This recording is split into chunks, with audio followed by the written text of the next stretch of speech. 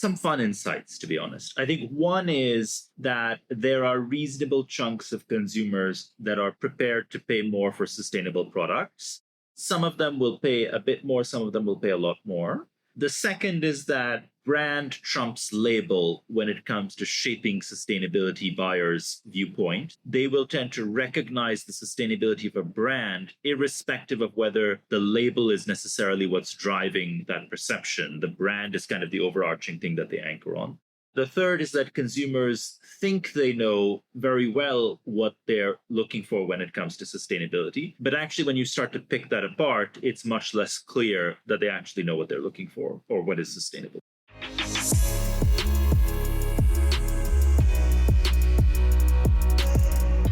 I'm Isabel Wild. Welcome to the SoS Sustainability Podcast, a show for professionals transforming corporate sustainability strategies, brought to you by Altruistic.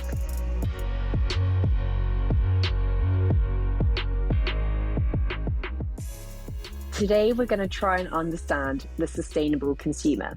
Having recently run our first set of consumer insights, we're going to put a spotlight on them today to explore the sustainable consumer profile, the key factors that influence their purchasing decisions, their perception of sustainability, and the brands that they trust.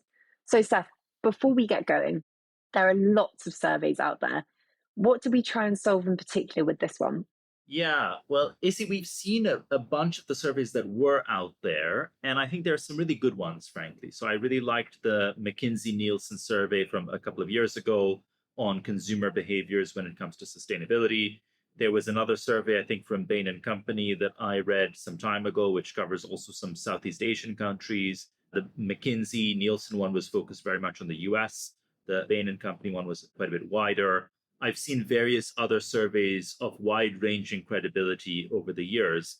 I think what they have in common is that they tend to take a very broad approach to the topic. So they are looking to understand all buyers of all sorts, of which sustainability-oriented buyers are inevitably a subset. Whereas what's interesting to us is almost the ends of the bell curve. We're interested in that profile of consumer that does care about sustainability and that identifies themselves as caring about sustainability. And we want to understand that profile better.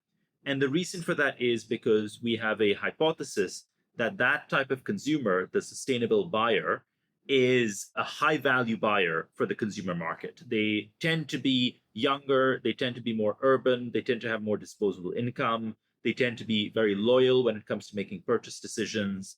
All of this sort of was coming out of the data that we were seeing. And so we thought, let's really understand that consumer in a great level of depth. I'm calling them a sustainability buyer. I think another nice term that you and I have come across, Izzy, is the lifestyle of health and sustainability buyer, the LOHAS segment, which is not an original term. I stole it from Max Berger's head of sustainability, and I think we found it in a few other places. So our survey is really trying to understand the LOHAS segment quite a bit better. So from the survey that we ran, what were the three, because we love that everything comes in threes, main takeaways that listeners should know? So there's some fun insights, to be honest. I think one is that there are reasonable chunks of consumers that are prepared to pay more for sustainable products. Some of them will pay a bit more, some of them will pay a lot more. The second is that brand trumps label when it comes to shaping sustainability buyers' viewpoint. So they will tend to recognize the sustainability of a brand, irrespective of whether the label is necessarily what's driving that perception. The brand is kind of the overarching thing that they anchor on. The third is that consumers think they know very well what they're looking for when it comes to sustainability. But actually, when you start to pick that apart, it's much less clear that they actually know what they're looking for or what is sustainable. And I think we should unpack each of those as well, Izzy.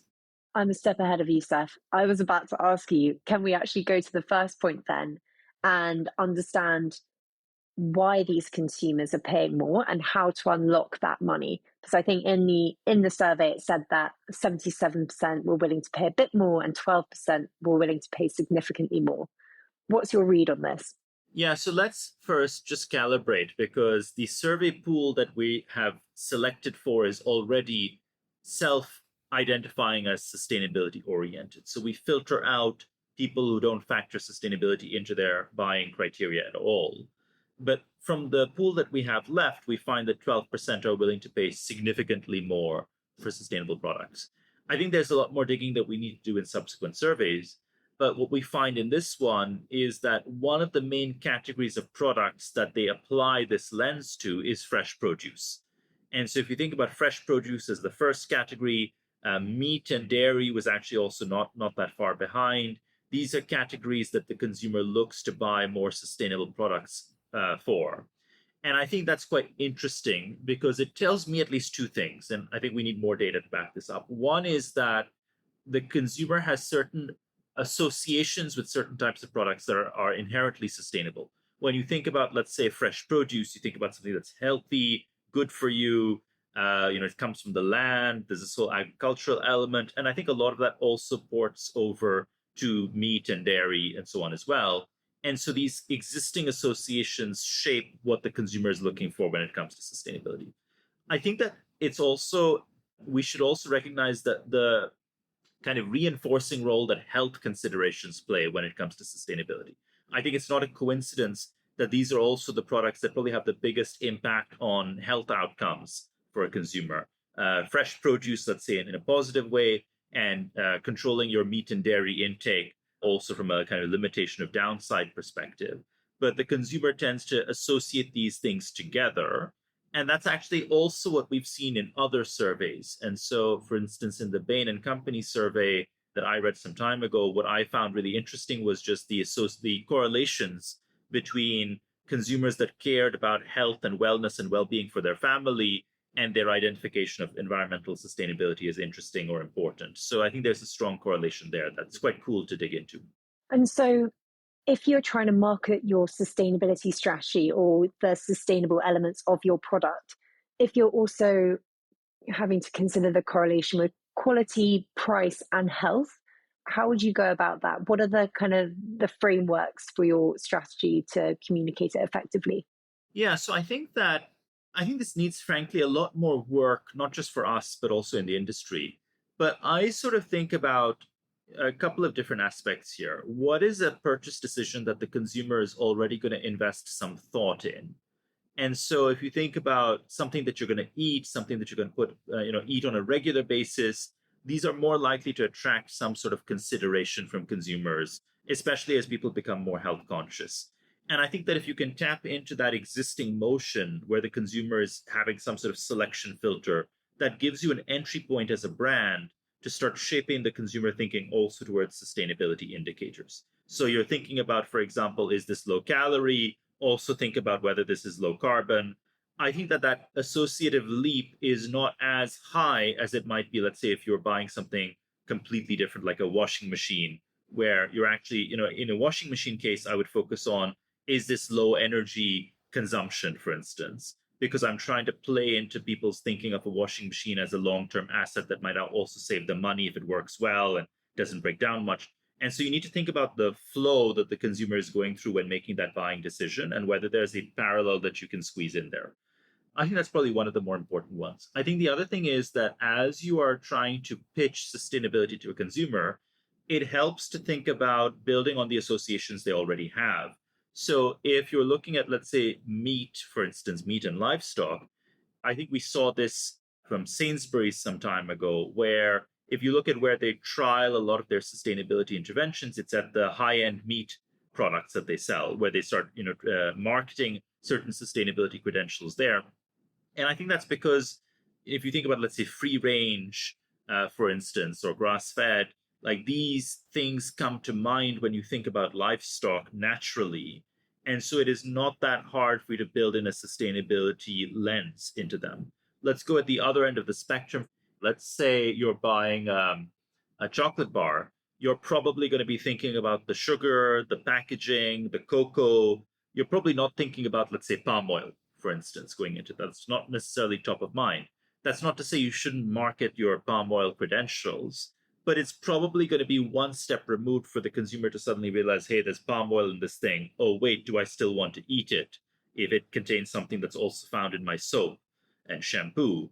Like that's probably not a direction that you want to go in as readily as talking about the regenerative agriculture strategy you have for, let's say, I don't know, the sugar, for instance, or the cocoa, or the recycled content in the packaging, which are more ready associations for the consumer.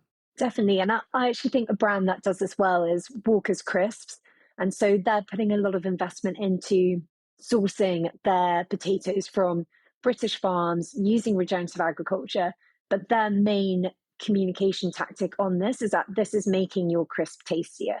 This is going to enhance the taste and the flavor. And then, yes, afterwards, there's great benefits to the soil. And I think that alignment and that kind of prioritization is really important.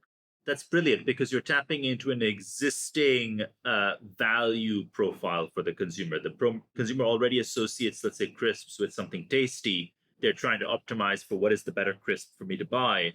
And then you say, hey, this is not just going to be tastier, it's also more sustainable, or vice versa. That's requiring a lower cognitive load from the consumer. I'm a big fan of Daniel Kahneman's work on thinking fast and slow, for example, which is one of his better known books. And if you think about kind of system one and system two, one of them is able to process very quick decisions on the fly, almost in your subconscious, and the other is a much more slower, deliberative thought process. And I think at times you want sustainability to play into either one, actually, where at times you want sustainability to basically play into a reflexive action. It's the sustainable snack bar that I might buy at the counter just as I'm about to leave. You want to lower any inhibition that I might have in picking up that snack bar. That's going to be a fast thought process that you want to sort of play into. Whereas, let's say you want to acquire me as a consumer for the rest of my sort of consumer lifetime. I'm buying something like that I'm rarely going to switch from, like a hair conditioner, for instance, or some sort of product where regularity is part of what I'm going for. You then are tapping into a much slower decision making process, and you have maybe more opportunity to shape proactively what my buying agenda is going to be. I think there's a lot of value in applying that sort of approach to sustainability positioning. Definitely. And I think this brings us on quite nicely onto the second key takeaway, which was brand trumps label. And I want to dig into that because one of the big insights from the survey was that the number one way that consumers gauge a product's sustainability profile is through eco-friendly labels. And the top trump ones were organic and recyclable labels. Seth, how does that hold up against what sustainable brands are perceived, which brands perceived as being sustainable, and how they are implementing or attacking their kind of labeling strategy? Yeah, I think that what is interesting here is that the brands that consumers value the most from a sustainability perspective are the brands that have a holistic approach to how they market sustainability. Patagonia and Oatly, for example, come up often in this survey.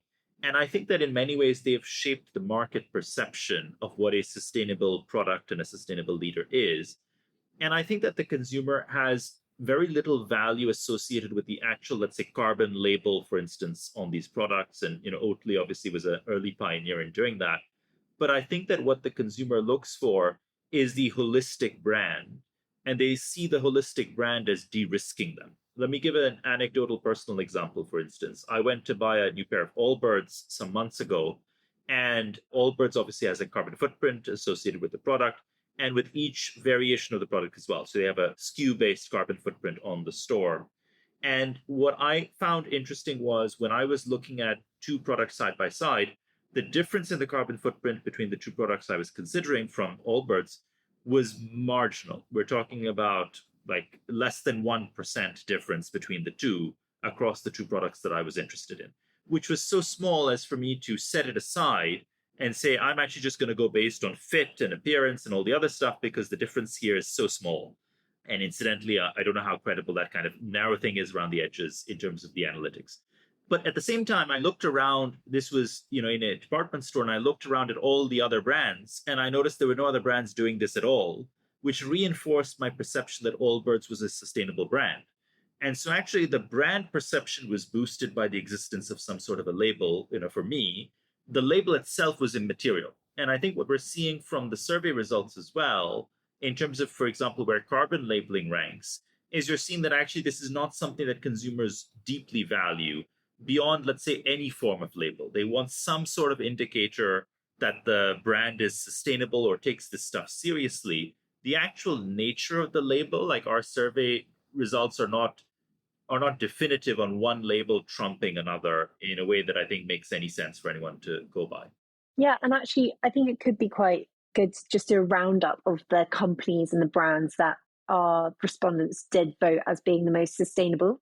So for food and bev, Oatly came out top, then Aldi, notably for their organic produce and biodegradable packaging, Innocent, because of their recyclability emphasis, as well as their labels are made of cardboard, and Nestle, due to their reforestation initiatives and zero emission commitments. On the apparel and fashion brands, no surprises here, Patagonia came out on top, followed by Lucy and Yak, Finisterre, and Levi's.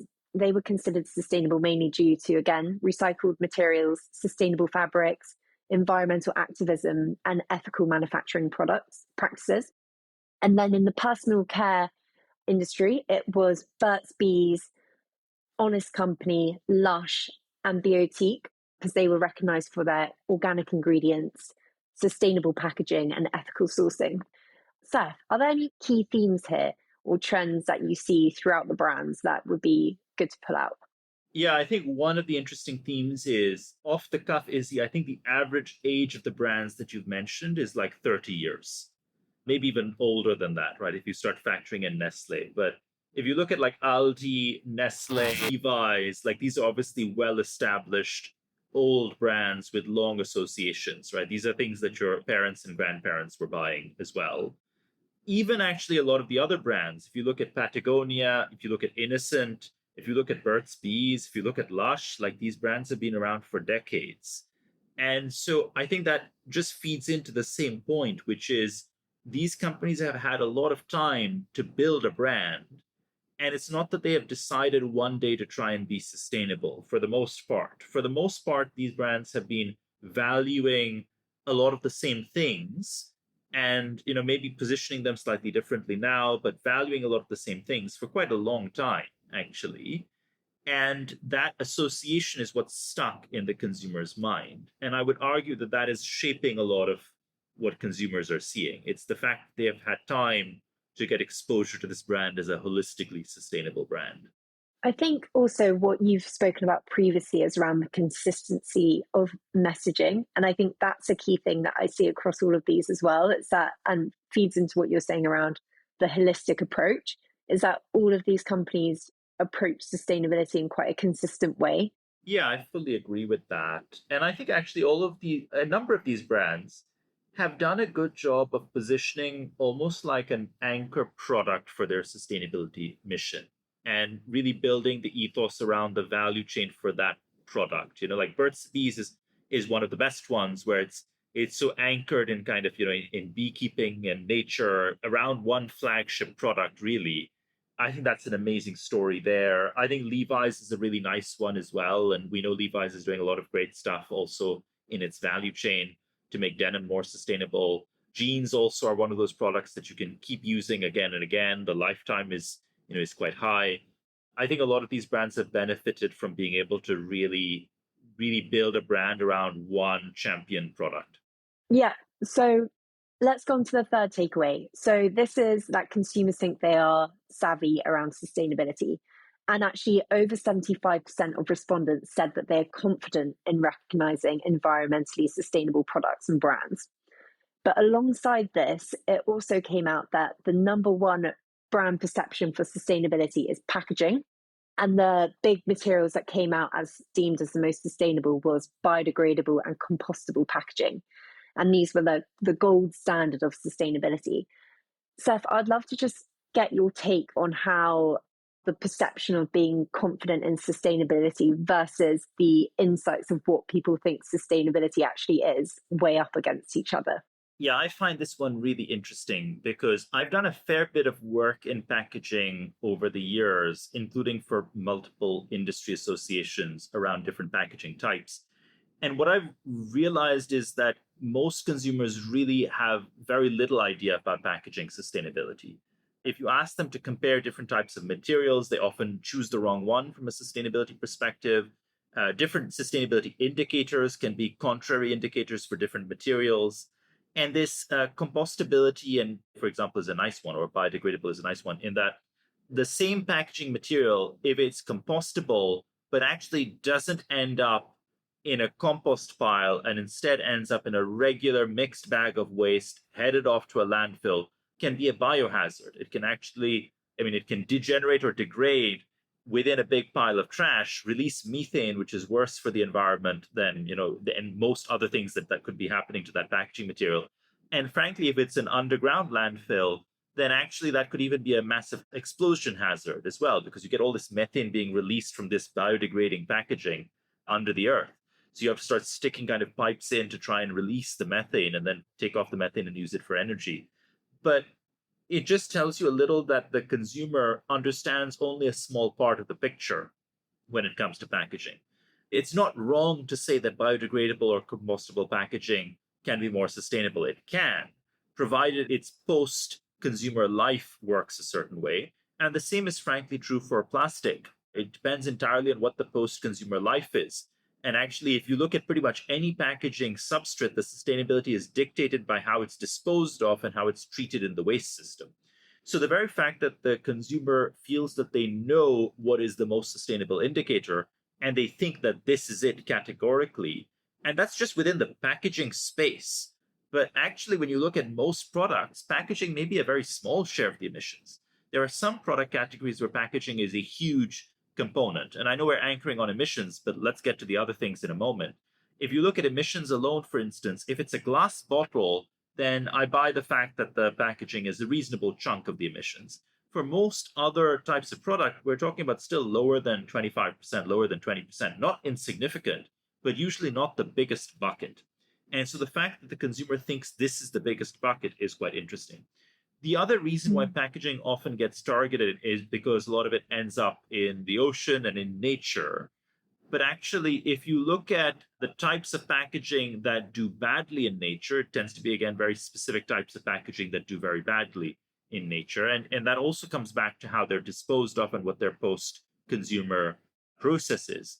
So I kind of find that to be interesting. I also think it's an opportunity in that I think there is a massive opportunity for brands to shape consumer perceptions around what is important. And if you look at one of the things that Oatly did very well is Oatly kind of reframed the narrative around oat milk, where it used to be just sort of sludge or effectively like a waste product. And you can kind of then revamp it and market it not just to people who are lactose intolerant, which is what they started with, but then actually to people who want to be eco-friendly and want to choose something that's better for the environment. And I think that ability to build a narrative is the foundation of a brand. But I think what consumers are also secretly telling us is that they actually don't know what the sustainability indicators are that they should be prioritizing and what heuristics or proxies they should use to judge whether someone is sustainable or not, which means that a lot of brands have this Oatly opportunity where they can just reframe a product by owning a couple of issues, let's say, and that can really shape how the consumer perceives their category. And I think that's quite an exciting opportunity. Definitely. And I think we, on a previous podcast with Jess, head of sustainability at Huel, she said that the packaging, like packaging on the product, came up as one of the most important things that consumers deemed for Huel to improve on their sustainability agenda. But actually, when they looked at their product carbon footprint, it came out at around like 0.4 or something of their overall impact. So it is interesting that there are these like conflicts on what the consumer wants and then what you want to actually do in terms of your mitigation measures within your sustainability strategy. If we dig into that a bit more, how do you walk the line of that tension and how do you navigate it in terms of creating those new perceptions? Like, what are some actionable kind of practices that you can do? Yeah, I think it goes back to something we were talking about earlier, Izzy, which is I think it helps for you to identify what are the issues that you're going to really try and own. And that's because these issues are important, for example. And these issues are not just important, but they're also something you can move the needle on in your capacity as a brand. And then you say, okay, great, now I want to build a holistic brand perception around this, which means that I'm going to own multiple parts of this story. Let's take the Tony's Chocolonely example, for instance. Tony's Chocolonely decides, hey, the issue we care about is fair wage across the value chain in the cocoa value chain, because the distribution of value is inherently inequitable. And then they take this holistic view on that, where they say, okay, great, we are going to have a different sourcing strategy to support that. We're going to have a pricing premium. But the reason for the pricing premium is because we're supporting this strategy. We're also going to have even the shape of the bar reflect the inherent asymmetry in value distribution, which is why it's wonky. So every time you're breaking off a piece of chocolate, you're reminded of the ideology behind it. And then you say, well, actually, we believe we should be championing a change not just for us, but also for the industry. So we're going to set up Tony's open chain so that everyone else can also use the same standards that we're using to source their cocoa. And that kind of holistic brand is what means that I think that Tony's has bought itself a lot of room to get things wrong, frankly, also in this space, which will be valuable. And Oatly has gotten it wrong on multiple issues in the environment space, but their consumers have given them a lot of latitude on that because they've built this strong brand. And I think Tony's has the same on fair wage. And at the same time, it allows you to really shape the consumer's perception when it comes to the category. Like a lot of people who've bought Tony's Chocolate Only and know the story and know the brand ethos will apply the same standard to other brands that they're looking at and might find that the other brands come short. And that I think is very powerful as a way to lock in consumers, is that you tell them what should be important in a way that is simple, in a way that is resonant, in a way that is repetitive actually as well, and in a way that is consistent across everything that you do. I think it's also awesome that Tony's have created their open chain as well. So or retail companies like Waitrose can actually benefit off the brand narrative that Tony's has spun. And by putting the kind of Tony's open chain stamp on their Waitrose's finest product line of chocolate, they were actually able to pay more for their product and then also add that price on to create a bit of add that price on in the final product for the consumers, who were then more willing to pay for it. And they actually saw an upsurge in the numbers of chocolate bars that they were selling, all because of the brand benefit that came off the Tony's open chain stamp, which I think is really cool. For sure. And actually, they attract a lot of mission-driven brands like Huel as well, for that matter, which is also a partner of Tony's open chain.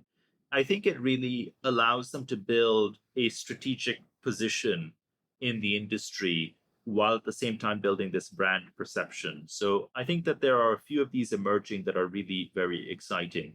It goes back to the Patagonia example that we've talked about a bit, which is you take out the mortgage and you charge rent to the other players. And in the Patagonia instance, Charles Kahn, the chair of Patagonia, was telling us this story in the context of Patagonia taking the first move when it comes to decarbonizing the value chain. And it's the same story we're seeing here with Tony's open chain. It's, hey, let us set up the playbook for ourselves, and then actually let's allow a lot of other players to participate in this. Have you seen any other big, exciting moves that have captured your attention, whether it be bigger, more kind of established companies or smaller challenger brands? I think that there are two interesting shifts taking place, and I'm just finding it very interesting to watch both of them. One is the challenger pure play. And we've talked about Oatly, which is a challenger pure play, where all of the Oatly products are under the same sustainable banner head, basically. And I think that Flora Food Group is a similar story, where all of the Flora Food Group products are challenger products competing against animal-based, butters and the like. And I think that Oatly is kind of a startup. Well, was a startup and kind of grew from scratch, grew with the mission, grew quite big, much like Tony's, growing quite big from kind of very, very small origins. Whereas if you look at Flora Food Group, it's a carve out from Unilever. It was already a reasonably large company, and it's now making this challenger play at scale. And I think that in many ways is a big bet on this LOHAS segment that we're talking about. And I think that it's a really nice targeting of the LOHAS segment because it's hitting not just sustainability from an environmental perspective, but also health and well-being because it's non-animal based. So I think that this sort of challenger pure play is getting bigger and starts to look a little more like an incumbent at some point. I think that's exciting to see. And I think the other thing to see is having a sustainable sub brand within a portfolio that is kind of ring fenced and insulated and really pushing the sustainable brand narrative around that. One of the best examples of which is Nespresso, which is a B Corp. And I'm kind of reminded of that every time I get myself a coffee at this point with my Nespresso capsules. And I think that you're seeing large brand families kind of both build those internally or get those credentials for homegrown brands in their portfolio and also acquire them, like Innocent, for instance, which was an acquisition. I think this sort of sustainable brand space has both of these boosters running for it right now. Yeah, I like that. I think the other common perceptions that came up on the survey as being important for perceived sustainability was materials and ingredients, commitments to environmental causes, transparency in sourcing and manufacturing, and innovative sustainable products. On the flip side, the reasons for negative perceptions were packaging concerns, which we've spoken about, the perception of greenwashing, the use of harmful materials, limited certifications, and a negative reputation and reviews. What are your reads on those and how they kind of fit into what we've been speaking about up until this point around brand perception?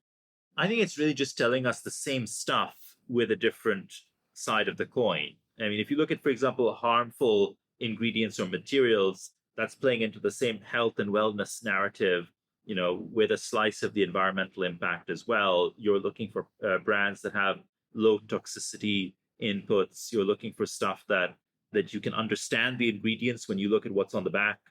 If you kind of look at packaging concerns, we've obviously talked about that one. We're seeing a lot of the negative brand perception and reviews again tells us that the overarching brand is important. Like all of these speak to me about the same things that consumers view as strengths. They're basically saying the absence of strength is a weakness in this case. Yeah.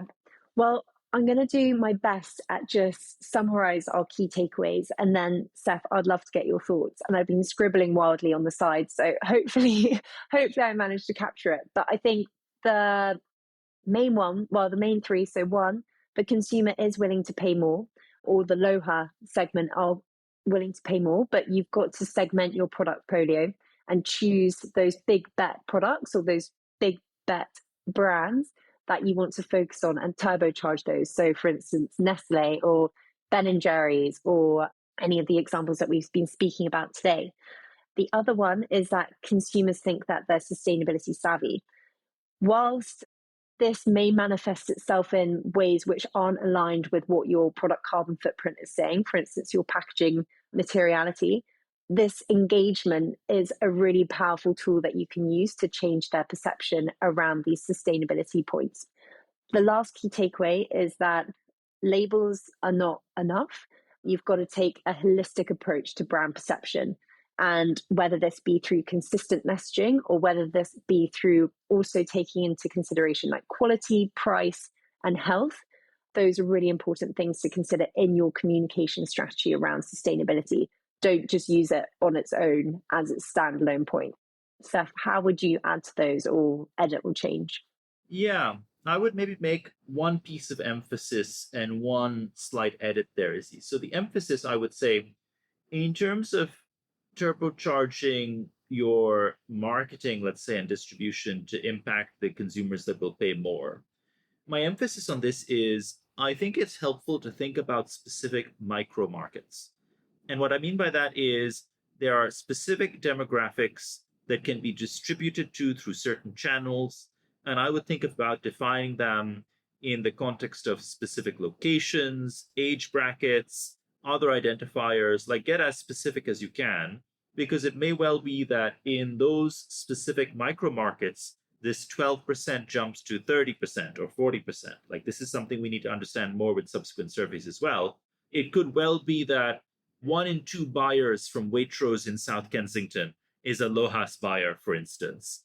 And actually, that tells you something, which is, hey, if you are the only ice cream in town that has a good sustainability narrative that is consistent and holistic, you want to be in that Waitrose shelf, for instance. and you'll be able to scoop up the market. Like, I think there's a lot of insight to be found when you get that specific. The riff I would make, or the edit, is when you talk about building this sort of holistic brand, I actually don't think it is important to look at all these different indicators. I don't think you need to look at health and well being and sustainability and try and optimize all of them. Chocolate is an inherently unhealthy product, let's be honest, right? No offense to all the chocolate fans out there. I'm a chocolate fan myself. Some of my best friends are chocolate fans. But, chocolate is an inherently unhealthy product, and yet it can have a sustainability oriented brand by playing to its strengths or playing to the opportunities or playing to something that it's going to do better. So I would say what I mean by holistic is not breadth, actually. Holistic is consistency over multiple battlegrounds. You pick the same target. In the Tony's Chocolate Only case, you pick the fair wage target, but you say there are multiple battlegrounds where I'm going to win for this target. I'm going to win when it comes to the design of the physical product itself. I'm going to win when it comes to the design of my value chain. I'm going to win when it comes to the association that my consumers have, even when they look at rival products. There might be other battlegrounds that you kind of want to win on. And I would think about building this holistically over time in a way that can span year after year, even decade after decade, because that's enduring brand capital that you can build with this segment. I don't think you need to do it broadly across many metrics. In fact, it's almost easier if you go a bit more narrow. That's a great call to arms, Seth. In terms of these survey responses, we're going to release them soon. We also will be running quite a few of these surveys in the future. So if there's anything in particular that you think would be valuable to know, or for us to kind of search on these respondents, please let us know, because we can feed it into our research analysis. Thank you so much for listening. Seth, thank you as always, and see you again next week. Thanks, Izzy. Thanks, everyone.